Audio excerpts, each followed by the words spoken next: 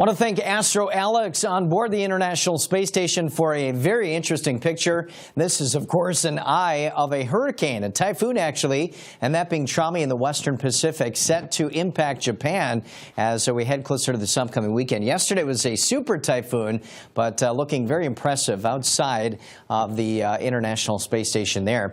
On the eastern side of the Pacific, we're actually talking about Rosa, now a hurricane from earlier this morning, likely to become a major hurricane as we get closer to the end of the week, and then it takes a northerly turn. Some of that moisture could be pushed up into the southwestern U.S. later this week and into this upcoming weekend, so something that we'll kind of have to watch for. But Rosa, a hurricane from this early Wednesday. Meanwhile, Kirk has redeveloped back into tropical storm status and likely to be impacting the Lesser Antilles with tropical storm force winds, some heavy rain in the Lesser Antilles, and then drifting back into the western Atlantic as we get closer to the weekend early next week. This particular wave, low probability of tropical formation, but it does bring some rainfall to the eastern Carolinas and not necessarily needing any more rain. We're still dealing with major flood concerns after Hurricane Florence nearly a week and a half ago. Flash flood watches, though, posted from Ohio and West Virginia down to the Gulf Coast states, and here we could be looking at some 1 to 2+ inch rainfall tallies, even down near Birmingham, Jackson, and Mobile,